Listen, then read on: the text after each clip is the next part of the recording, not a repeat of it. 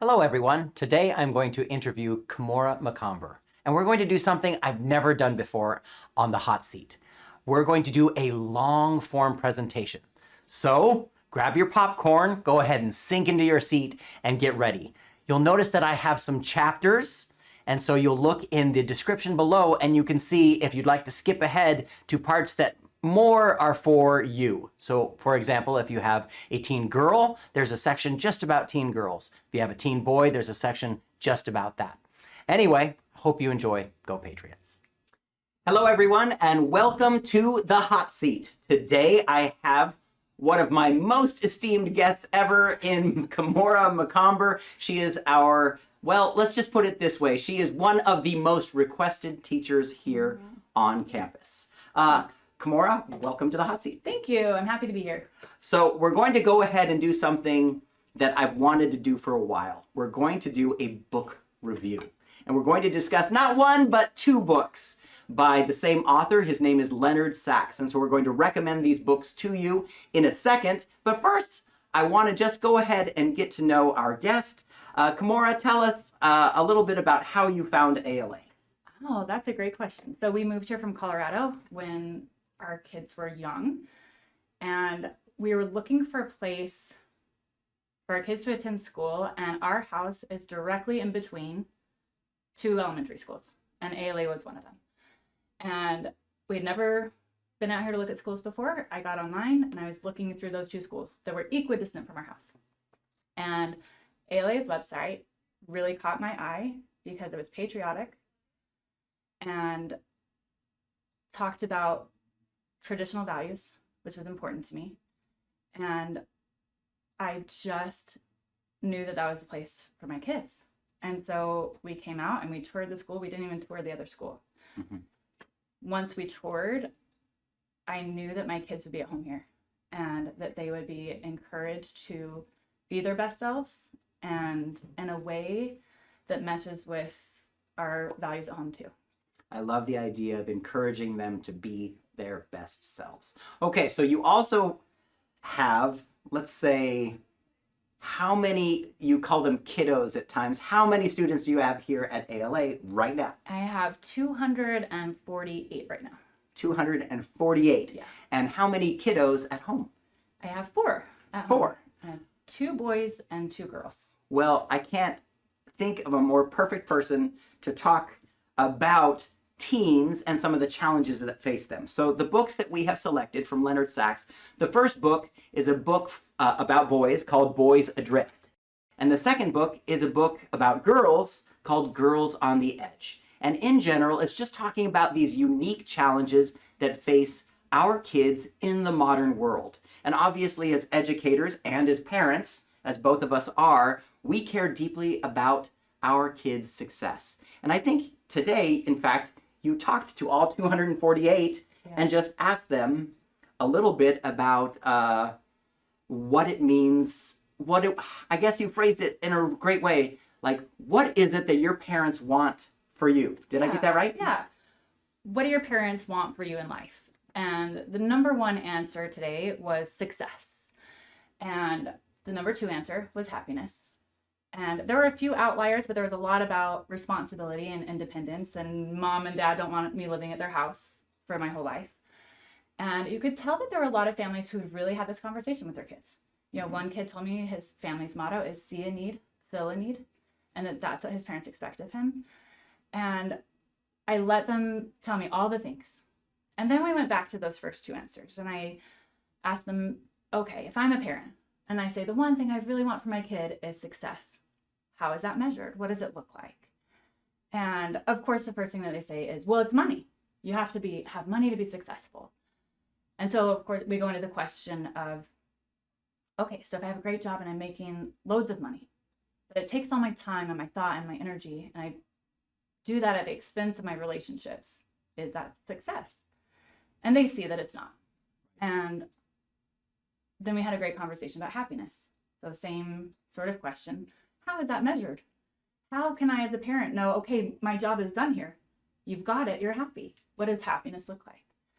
And the kids are really insightful. Mm-hmm. And they talked about the measures of happiness, how It includes doing things you enjoy, which to them, they talked about the things that they love, and they love being out in nature and dirt biking and BMXing and snowboarding. And they want to be able to do those things, but also have a family. And there were a lot of people that said they want me to have a good relationship with my family. And some of them were like, my parents just want me to still talk to them when I'm older. So that connection with family was really important for a lot of our families. And so I love what our families are doing at home. We have amazing parents who are supportive of what we do here. And I love being able to stand by what they're teaching at home too. And as a parent who wants all those same things for my kids, I found that these books were a great guide to how do we help our kids find success and happiness when there are a lot of challenges out there for them right now. Well, and I think what's unique right now in today's world is we're preparing kids for challenges we ourselves didn't face. Yeah, it's true. So if you imagine like we're gladiators and we've been in the ring and now we're the mentors of these new gladiators, but we've never faced the creatures, the monsters that they are currently facing.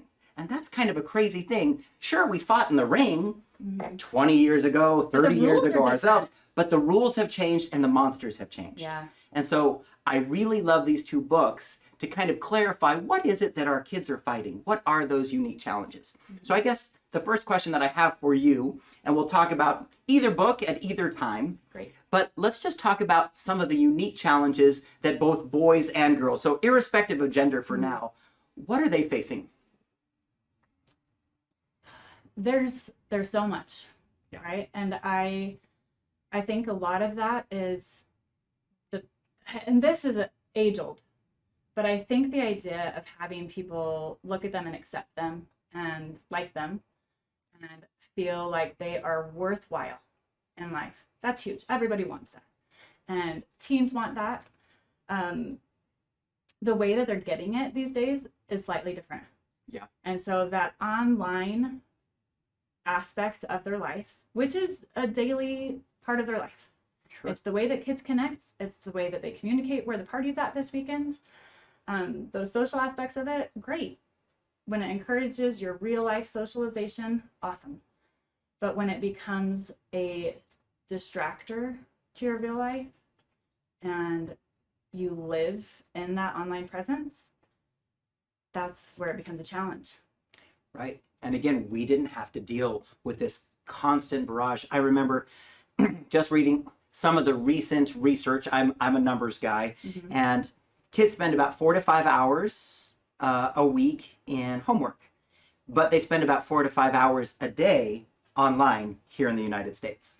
So you can imagine, like, there's a huge disparity there that's going on. So what does it mean in terms of how our students are kind of living their life? And obviously we're talking about our students, so we're seeing it from the perspective of teachers and how that might affect their schoolwork, their performance, but also, of course, we're seeing it from the perspective of parents and what do we do about it? So yeah, for sure. And I think that that online world, affects boys and girls differently. Yes. We see boys really entrenched in the online world of video games, and we see girls really entrenched in the online world of social media. And boys are there too. Yeah, no doubt. They use it differently, but they're there as well, for sure. But, as from a teacher's perspective, I see the effects daily of kids coming in exhausted because they've been up at night making sure that they won the next level. And they did, and they're proud, and they share it with us, but, they're not prepared to do what they need to do to be successful that day. Yeah, the number of kids from 10 p.m. to 1 a.m. that are now almost completely online for those last 3 hours of the day is an interesting thing, because 1 a.m. is now a very normal bedtime for a lot of kids. And so, and another interesting thing that I recently was able to understand and read is that ADHD and sleep deprivation almost have identical symptoms, which means instead of your kid may have ADHD or he may simply not have enough sleep. Yeah. And those symptoms are nearly identical, so it's really hard to be able to distinguish between the two. Yeah. So It's interesting that you bring that up. I know that that's something that Dr. Sachs talks a lot about in both books, actually, mostly in The Boys Adrift, because those, the boys seem to be targeted with that a little bit more. Right. And I think targeted is the right word too. Yeah. They've seen, I don't know if you want to get into the things that affect boys. So before we talk about specifics with boys, let's just kind of close the loop a little bit about some of the things that are affecting boys and girls equally. Sure.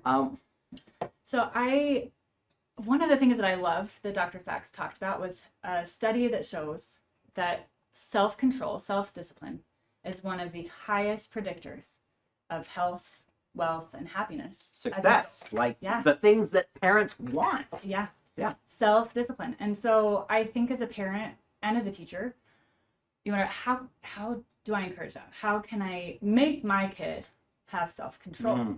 Boy. What do you do? Do you know what's interesting? I'm thinking about it constantly in terms of what we do here at ALA. And simple things like, hey, put your button on, right? Or, hey, tuck in your shirt. Those things don't matter very much in the scope of the whole world, right? Yeah. But it teaches a certain dedication to discipline that really matters. And obviously that happens for parents too. One of the things that my wife loves to talk about is the idea of like, every day when you wake up in the morning, make your bed and make it well. And that's just been one of those mantras in our family that just shows at the very beginning of the day, you've done something right. And that one thing that you've done right can lead to another thing that you've done right. And that, I think, has kind of a snowball effect in our kids' mentality and makeup. Yeah, I think so too. Honest to goodness, one of the reasons that I fell for my husband was that he flossed his teeth every day. And it sounds silly, but even we were out on a little excursion and, he even brought his floss to camp. And he was flossing his teeth. I'm like, interesting. And he's like, no, it's important. You got to do it every day. If you go to the dentist once a year, that's not going to help you. Of course. And of course, I believe in flossing. Right. But that, not so much that it was the flossing, but that he was so self-disciplined and consistent with what he believed was important. And I think that that's really the key for parents. You choose as a parent what is important in your family. You choose the things that you want to really set parameters for and be consistent with those things. Help your kids learn self-control. And first, you might have to kind of force the self-control. You're the parent. That's your job. Right. 30 minutes a day of piano or whatever it is, right? Until they learn it. Until that magical day when they become a self-starter in that. That's right. And they carry it on. And it is magical. And it happens. Yep. And again, I mentioned piano only because my kids did not necessarily have a love of piano for years. And there was a magical day in which both of my teens that play piano just fell in love with it. And now they can't not play. And so it's a remarkable process. But I think you're right. Consistency, following through, whatever it is you choose, make sure that you yourself are disciplined in that. Yeah, for sure. I think another thing that I love about the self-discipline kind of area is, rather than preaching or yelling or talking at them, is to have discipline in my own life, right? So that they can kind of model that behavior. They follow later you. on. Yeah, Right. They absolutely follow you. They're watching you. And so when you lack discipline, I think that can also have some of those negative consequences. So besides self-discipline, what are some other maybe things that we could talk about that could be good for parents? Yeah, Dr. Sachs mentions having a community. That community should not just be their peer group. When 14-year-olds go to 14-year-olds for life advice, it's not always the best advice. But when they are involved in a community of, like if I'm a girl and I'm involved in a community of women who are older than me and wiser than me and have had greater life experience than me, they have something to teach me that my 14-year-old friend doesn't. And he gave a great example of a young woman who had a job as a secretary at a medical office. And she worked with some women who were her mom's age and older. And she was involved with a boy at school who was not treating her well. And her friends all said, "What's the problem? He's fantastic. He's athletic. He's cute. He's fun. And he wants to be with you. You should be so happy." And she tells this story to the same story that she told her friends, to the women that she works with. And they were, kind of aghast and saying, "How, you precious thing, how are you allowing somebody to treat you like this?" And she took their advice and she breaks up with the boy. And the first thing he says is, "Oh, that's fine. I was getting bored of you anyway." And that moment of clarity for her to say, they were right. The women were right. And they knew what was good for me. This community of mentors saw something that she could not see within her own peer group. Yeah, absolutely. And I think mentorship is huge, right? There's so many different ways to parent. And I don't think it's our job to say which is the right way, right? But I do love that Dr. Sachs talks about 3 different types of parents, where they are too hard, too soft, or just right, like the Goldielocks effect. Right. And of course, you want to be in the just right. But what is that? And that might look different for each kid, Right. And your kids. You know what's good for them, or you can seek that out. I think of the same thing with teachers, that you can be a dictator teacher, you can be a buddy teacher, or you can be a mentor teacher. And that's the sweet spot. That's where we want to be. To take a step back and reflect as a parent often, to say, am I in the sweet spot? Am I making the right choices here? And who knows? I feel like I'm screwing up all the time. But to be in that just right and find ways to mentor and guide and lead and help them to find success by having self-control and self-discipline, and really showing them, like you said, through their example of what's important to you, really matters. Well, and I think if you're going to be a good mentor, they have to be around you at least sometimes, right? So if they're shutting the door and they're video gaming it up, or they're just on the social media constantly, then you are losing the battle of even being a mentor to them, right? Yeah. So that balance again, where it's like 5 hours of social media versus 1 hour of homework in a day, then you can see that balance is kind of just drifting. And I think that occurs with parents too, where if you aren't spending time with them, like a dinner time or a nighttime where you're just spending that time with them, I think that can be a huge impact in their lives. So I 100% agree. I have found that those car rides with my kids to whatever event or sport or practice that they're going to is so valuable. And I miss that when they get their license. I don't miss driving them all across Arizona. Yeah, I tell them, guys, no phones in the car. That's what I do, because I want to talk with them. I'm like, those are my special times to connect. Yeah. So I disconnect them. I love that. On rides. And I think that sitting shoulder to shoulder with them, where you're not looking down at them, you're sitting side by side and, asking those questions of, hey, what are you looking forward to? Or what's troubling you? What's on your mind? When they have nowhere to escape to, they're willing to open up a lot of the time. And I love that. It's a great opportunity to be with them. My wife is also really good at that late night moment where I'm ready to go to bed, and she identifies that this is a perfect time to just talk.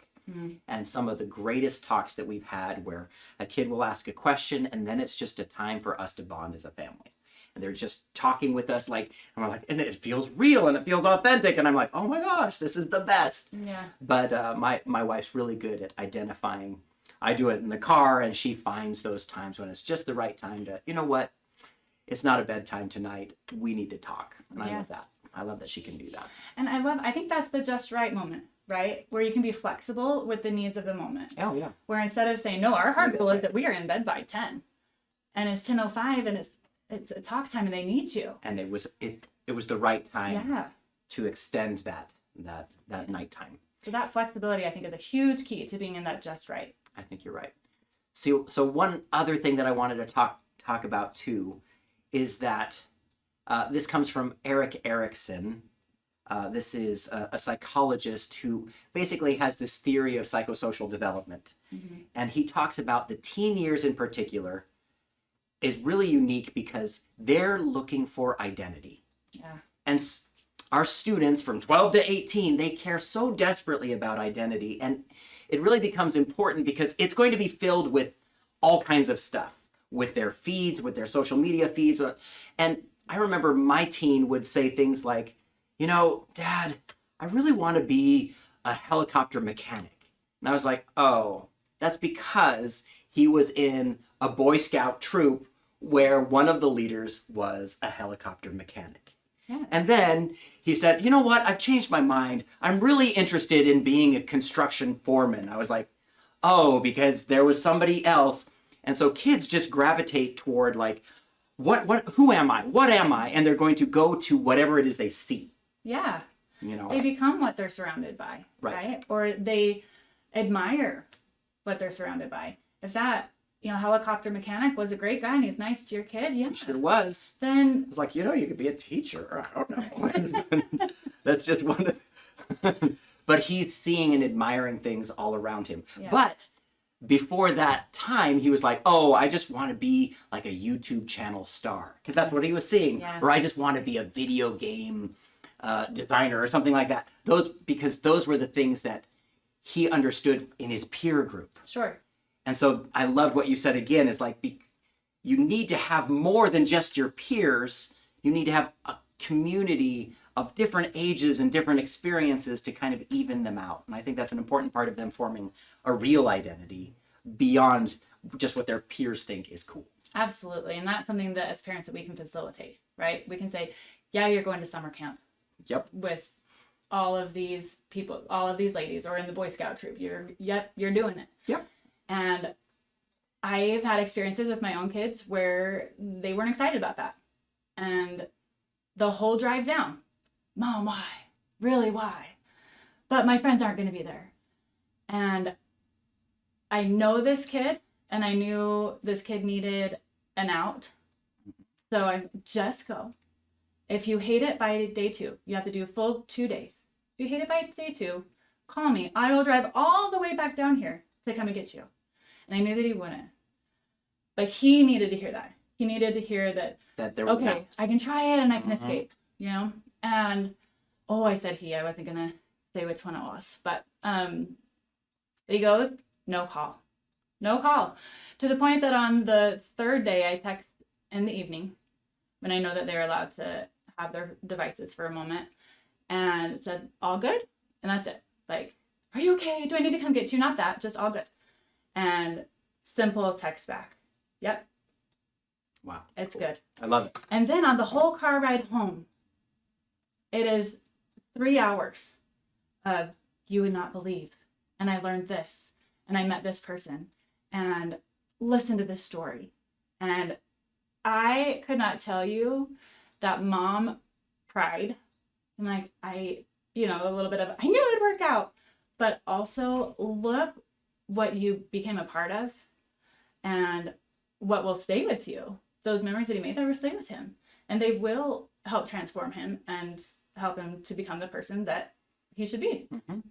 Now, lots of kids, and this is another thing that Leonard Sachs brings up, is this idea that they think their identity is just softball or just wrestling or just I'm in the cheer or I do choir or I do whatever it is. Mm-hmm. And then later on in life, they realize it's not about that. That's not their full identity. What do you think? What could be some advice for helping kids not fall into this especially hits girls hard, this obsessive need to define yourself by a single identity? Yeah, man, I would love to talk about that because I see it. I'm in junior high, and these kids come from elementary where they're just friends with whoever happened to be in their class. Mm-hmm. And a lot of them were in the same class with the same people for several years, so they know them, they like them, they hang out with them, and then they come up to junior high. And now they're spread out. They're with different people. Maybe you don't make the team that all of your friends made. And there is this kind of crashing down of who am I? Who are my friends? Where do I belong? And I do believe that everybody needs somewhere to belong to. Absolutely. Sure. So yeah, go try out for that. You want a group. Go, yeah, you need it.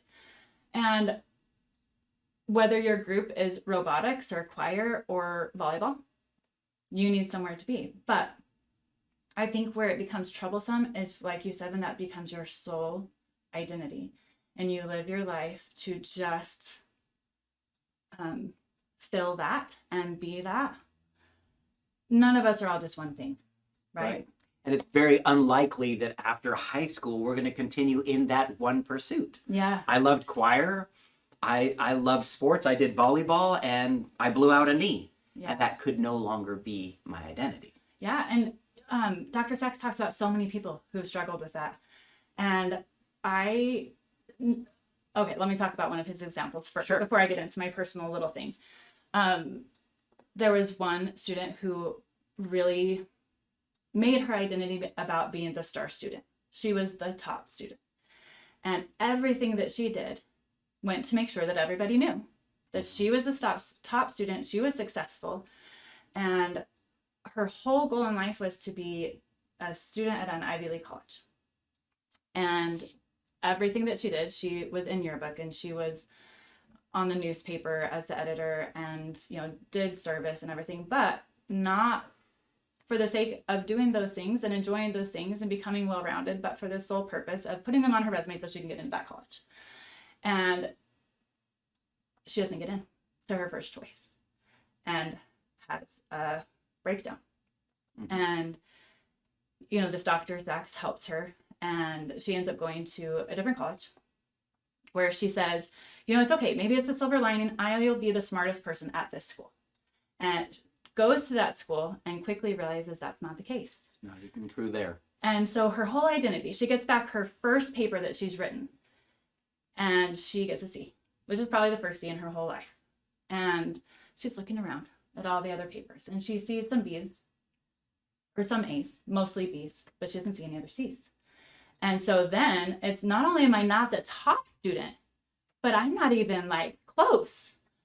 And that crushed her and crushed her idea of who she was. Because if she's not the smart girl, what is she? And what's the point? So she drops out of school altogether. Mm-hmm. Doesn't make it a semester. And comes home and her parents are beside themselves saying, why would you let one little C change the whole trajectory of your life?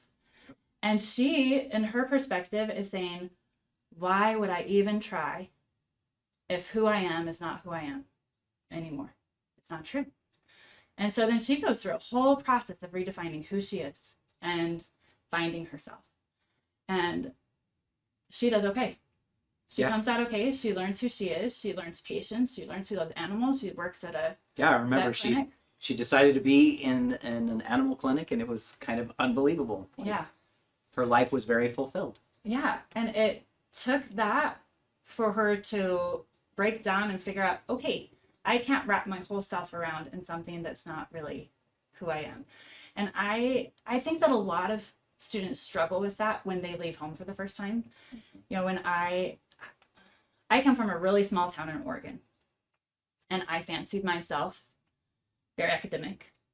I fancied myself a good singer and a great actress. And when I went to BYU, I quickly realized that there are so many people that are way better at all of those things than me.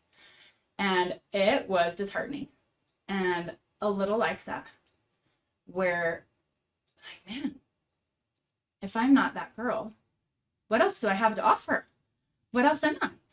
And I had a little different reaction where, it took me a minute, but I did some soul searching and I figured out there are other strengths that I have. And I had the gift to be able to make, you might have to cut this. But I was given the gift to make other people feel worthwhile.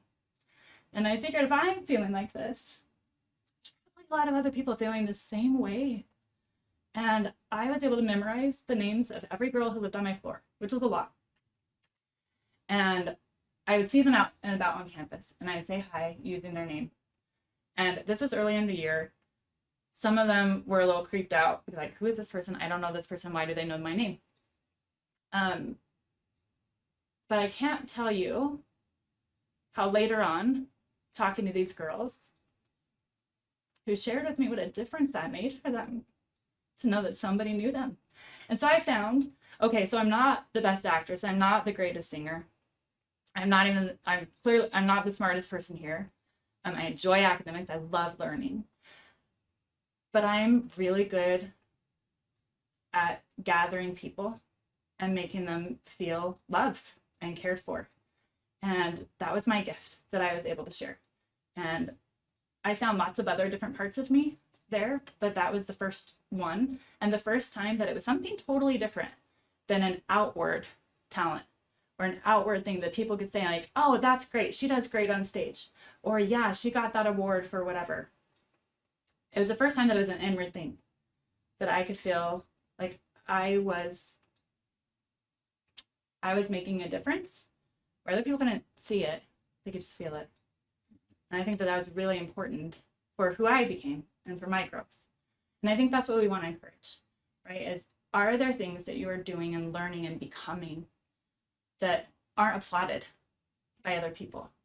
And if you enjoy those things and have self-fulfillment or self-satisfaction for those things, that's what you like. That's who you really are, right? And so I love both of those stories, because if we live for kind of like an identity based on other people's perceptions of us, we're going to always feel a little hollowed out. Yeah. And I just think it used to be something along the lines of being a paper person, right? It's my resume, like you said, with that one girl. And I'm just a paper person. Like on paper, I look great, but I feel empty inside. Mm.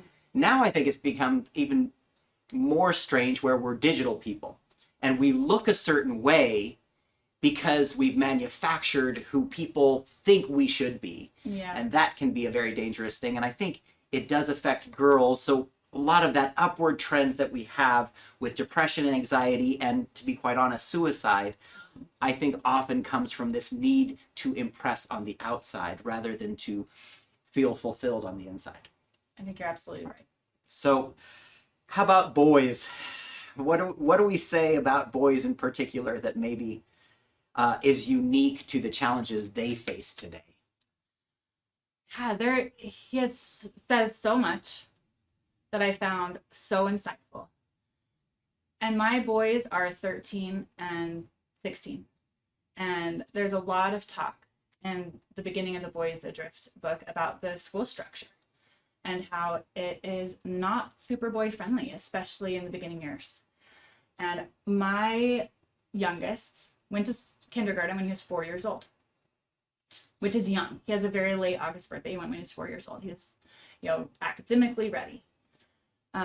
Was that the right spot for him? Luckily, he had the most amazing teacher here that took him under his wing, and she made it right for him.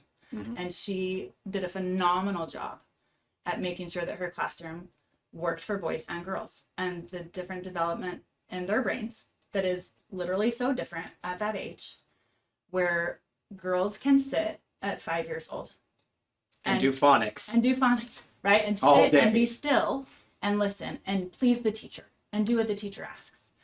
And literally the boy's brain has a very difficult time letting them do that. Yep. And that was remarkable to me to read the research on that, where we're asking these kids to do something that they just biologically are not ready to do. Not developmentally ready. Yeah. And so then you have the issue. You have these boys who are 5 years old who now, I love what they said, that kindergarten is now the new first grade. That back in our day, kindergarten, I actually didn't go to kindergarten. It wasn't required in Oregon where I lived at the time. So I didn't start school till first grade, but I've heard that kindergarten back in that time was a social structure and learning how to get along with each other and how to share and sing songs and play and take naps. Mm-hmm. And that's different now. So it's now the new first grade where you're learning how to read and you're learning phonics and you're learning math. Trying to get a leg up, get ahead, because if success is the road, then we need to start the beginning of that road as early as possible. Yeah. But that line of thinking ends up making boys look like deficient girls. Yeah. So instead of teaching them how to love learning, and I think that's what kindergarten's about, say, hey, school's great, we're going to learn all sorts of fun things. And you learn those sorts of fun things through play. And instead of teaching them to love learning, they teach them how to be good at taking tests. Mm-hmm. And boy, that starts early. It starts early.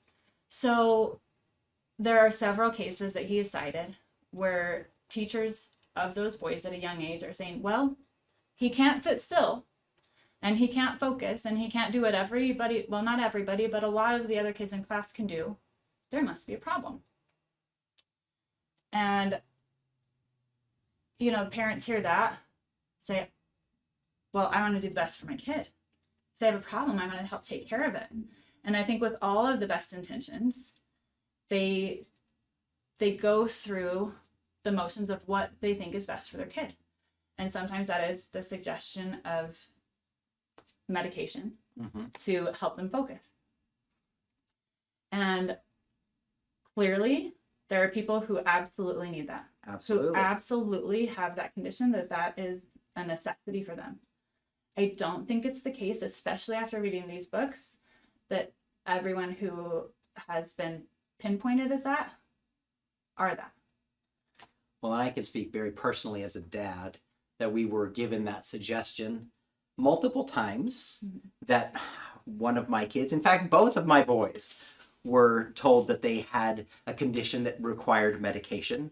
And I am happy to report that in both of those cases, we discovered that, and again, this is not to make light of the fact that some boys would need medication or anything like that, but I'm happy to report that in both cases, the diagnosis was boy.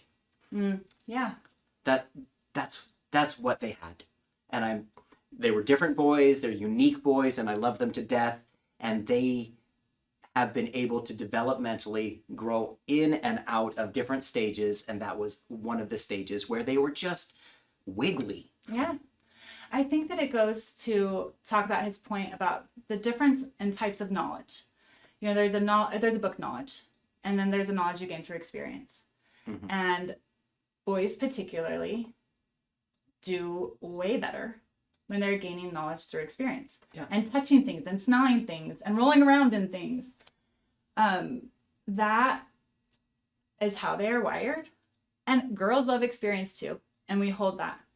But I think especially at that young age that's so important to make sure that they have that in their life. The things that you learn from experience are the things that stay with you. And it helps to keep their attention and their excitement. I know there was one experience where I had been taught in health class how to treat shock and how to do first aid. And I learned all the things, I memorized them, and I wrote them out for a test. Great. I was good at that. I could memorize quick and just move on and forget it and never remember it again. But then that next summer, I was at a girls' camp, and we had to practice those things. And I learned in person through experience out in the woods how to tie a tourniquet and how to treat somebody for shock and, do all of the necessary steps. And we actually did it. And fast forward a few months after that, my family was in a horrific car accident. And it is amazing the things that come back to you when you need it, when you have learned from experience. It's there. And it's not something that I had thought about at all since camp, but when I was there in that experience, and, an EMT, off-duty EMT worker had yelled down at the ravine that we're in, is anybody alive down there? Wow. I was there already doing all the things that I learned at camp because I experienced it. And my sister, who was definitely going through shock, I was able to help and do. The little minor wounds that they experienced, I was able to help with because my dad was pinned in the car and couldn't get out. So that experience is so key. If we want kids to remember things, if we want it to become a part of them, that teaching by experience has to be a must. Well, I guess this leads to the last question really is, so what's ALA doing about all of this? Yeah, that's a great question. One thing before we get to that I want to make super clear is that when we're talking about boys and girls, obviously we're not talking about your boy or your girl. True. The truth is girls and boys may differ slightly in some ways. If you think of it as like an entire curve, some boys are going to be better at some things than other boys. We call them bell curves in the educational research world, right? Everybody's on a bell curve. And when we talk about differences among boys and girls, we're often talking about like two different bell curves and how they mostly overlap, but they slightly shift, so to speak. So for example, boys tend to be a little bit better at like spatial awareness. And so, you know, they're a little bit better at like putting like things together. Like if you gave them like a bunch of Legos and told them to build something. Girls tend to be a little bit ahead in terms of like verbal skills or social awareness. I think some of you know that. And so just in general, I want you to know we're not talking about your kid, your boy, or your girl. We're just talking about certain trends, certain boys and certain girls. And so I think that's very important. But again, the question is, what is ALA doing about all of this?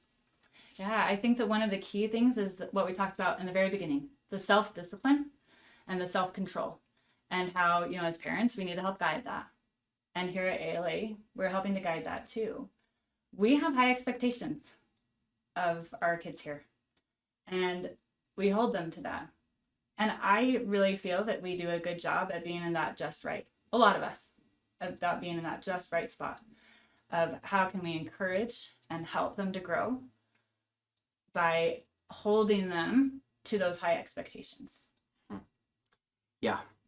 One thing that I really love about the ALA experience is that we try to cater to things that maybe are more typical for boys and things that are more typical for the girls. So for example, in our physical education classes, boys tend to really want challenge and competition, and they want to win. That's a very strong thing. Again, if we're looking at the bell curves, some girls really like competition too. Your girl may like it a lot, but just in general, boys are a little bit over here, right? But girls are really interested in things that are more long-term, and they're more interested. They can do things that we would call, in linguistics, we call it decontextualized. They can sit down and read stuff and understand nutrition and those facts and things that will work for them long-term in life. So in our PE classes, we have like a structure in which we have half of the time, kids are doing those sports, the competition stuff. And then the other half, they're doing like the fitness and the nutrition and those goal setting and that ability to kind of understand your body in a decontextualized way. So we're really trying to cater to both of those desires. And I think that is a winning formula. I think so too. I think that desire to compete and win has been taken out of some places for the concern that maybe we're going to hurt their feelings. And we're careful of that, right? We want to build kids up here. That's what our job is. That's what we're here to do. But that sense of, I need to feel the drive and the desire to compete where the outcome is not certain. And they do really well with that. And when boys don't get that sense of competition, again, in general, often what happens is they become apathetic. And again, Leonard Sax's title for the book is Boys Adrift. How there's this feeling like just boys aren't engaging in things anymore. And how come? Well, we're telling them it doesn't matter. The outcome is certain. Everybody's special. Everybody's great. And boys are actually, again, statistically speaking, a little bit tougher than that. If it's uncertain and we're the loser in a game, they don't think they're necessarily losers in life. That's just not, it's not in most boys' DNA. And so I think by removing competition, it's really sent the wrong message to a lot of boys, which is, it doesn't matter. Just do whatever you want. Yeah, why try? Why even try? There's no outcome that matters. There's nothing uncertain, so the story itself is boring. Yeah. And boys need that storyline of them being the winner, victorious on top. So yeah, and you can find that in different ways in lots of our different classrooms here. Sure. Science is playing Jeopardy with their kids, and they're doing trivia where they're on teams. And I think that team mode where the outcome is uncertain is so important. So if a kid says, well, I don't know my stuff, I'm not going to win. I don't care about your stupid Jeopardy game. I'm not going to play, But where you have to work together, And I don't, maybe we could do this. We could work together and we could do it. Let's try it. When I taught elementary school, when we were doing math, I would hold the McOmber math show. And I had my little fake microphone and I'd bring contestants up and we played a game and they loved it and they were intrigued and engaged and good. And it helped them to have it inside them, to retain it. Good. Now, in terms of things that are specifically for girls, I would say one of the things that I love here, and of course, this is good for both boys and girls, is the lack of distraction of having phones in the classroom, which a lot of public schools basically have given up. They've just kind of washed their hands of the whole of it. And I think that is such a terrible mistake. So girls get to be in our classrooms without having to worry about that social media, that constant barrage of needing to be like in that world. I will say on this one, it absolutely affects boys just as much as girls. I have probably more boys in my art classes than I do girls. And their innate need to play a game on their phone is, it's wild to me. If it's not in their bag, it is in their hands and they're playing billiards or basketball or whatever it is. I've witnessed it myself. Yeah. So it is a challenge. And I understand why some schools have said, I can't fight this fight anymore, but we're going to. Yep. Because it's that important. And that taking that away, I had a student today when we were having this discussion about what do your parents want for you? And in that discussion, we were talking about, do your parents have restrictions on your phones? And it was just it was an open field. People were very respectful of each other. Good. And one of the students said, yeah, my parents do have restrictions on my phone. And I asked, can you tell me what you find helpful about that? And some of the kids are like, oh, it's not helpful at all. I don't need it. I'm good. Kids don't always know what they need.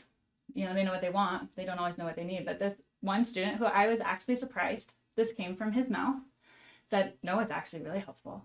It helps me learn. And without my prompting, without having said these words prior, he said, it helps me learn self-discipline. Like, that is wild. He's made that connection, or maybe his parents have helped him make that connection, which is great. If you want your kids to be self-disciplined, tell them so. Talk to them about it. Yep. And he recognizes that not having it. So he says, not having my phone all of the time helps me understand that I don't need it all of the time. And it helps me choose better when I do need it and when it's appropriate to have it. So this is a 13-year-old boy, a 13-year-old boy who's making this connection. And we are really trying, parents, to keep that same goal here at school. I love it. I have an 18-year-old son who I love to death. Screens for him, he enters them. It's the only way I can explain it. Instead of like he's watching them, I would say he enters them and then he's just no longer there. It's a really interesting thing to see an 18-year-old boy kind of be consumed by that. But recently he just decided he wanted to do a little social experiment on himself, and he just decided, I'm not going to do a phone for an entire month. It was a really interesting thing. He has always struggled as a reader and told me, even growing up, I just don't like reading. And that's just not me. I like video games. And, that's a very typical story that you hear from boys. Yeah. But what was interesting during that month of, I guess, a fast on his phone is he came to me one night and he said, you know what, Dad? I really like reading. And he was reading like every night for hours at a time. And all of these books that he had always wanted to read suddenly became fascinating to him and interesting to him. And he needed the phone turned off for him to get there. Now, I'm not necessarily recommending to parents that you shouldn't have a phone or they shouldn't be responsible. Right.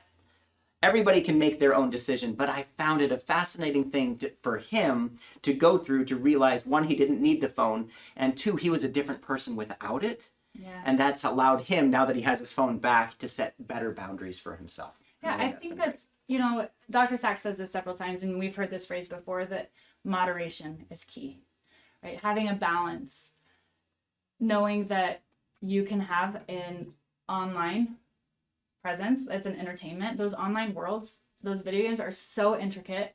I understand that he is just diving in, like you said. And I think we have so many boys, we have so many youth that we work with that are in that same mode. And when they're in that online world, they're in charge. They are the hero. They have power and they control it. And there is an innate desire called will to power. Like the popular phrase from Nietzsche is, we strive for the will to power. We strive to be in control. And when kids don't feel they have control anywhere else in their life, and maybe they've kind of given up in the classroom, if it's something that they've said, school is just not for me, or reading's just not for me, they've given up on that. They don't have control over what happens, or they think they don't have control over how their outcome of school is going to be. Well, I'm just not a great student. So they don't try to be. They give up the control there. But they have it somewhere else, and they have it in their games. And that will is so strong that in one of the studies that Dr. Sachs cites, they tested 2-month-old babies for that desire. They rigged a little mobile up over their head in their cribs. And in one set of babies, there was a motion detector on the mobile. And so when the babies would turn their heads, it would move and play a little jingle. But it only worked when they would move their head. And the other set, it was just on a timer. No motion sensor, it was just on a timer. And the 2-month-old babies who were hooked to a motion detector figured it out. And they wanted that to move. They wanted control over their environment, and so they would move their head and they would make it work. The babies who it didn't matter what they did were disinterested. They didn't pay attention to it. It would turn on, they wouldn't really care. We have to be giving our kids and our students, so from a parent perspective and a teacher perspective, the ability to see that their actions matter. Their actions really make a difference in an outcome. If we don't do that, they're going to find themselves having control somewhere else. And for a lot of them, that is the escape of the video games or the online world. Well, I think this is pretty much a perfect place for us to stop. Guys, if you haven't heard of Leonard Sachs before, Dr. Leonard Sachs, again, it is Girls on the Edge and Boys Adrift. You can see them right here behind me. We certainly recommend them. And if anything, at least for the opportunity for you to read it, not that you have to agree with every page. We don't agree with every page. Yeah. But for the opportunity for you to have a discussion with other parents, maybe even with your teens, and just kind of figure out what it is that you can and should do to handle the monsters that our kids are facing in the ring today that we ourselves didn't face. And so that's one of the things that I really want to help you guys to feel. And this was kind of a small exercise of us kind of doing what I hope that you guys do, is a kind of a book club format for you to kind of just share, wow, these are things that we're seeing and these are things that really matter for us. So from ALA to you parents in your own homes, I just want to say goodbye. And like I always say, Go Patriots!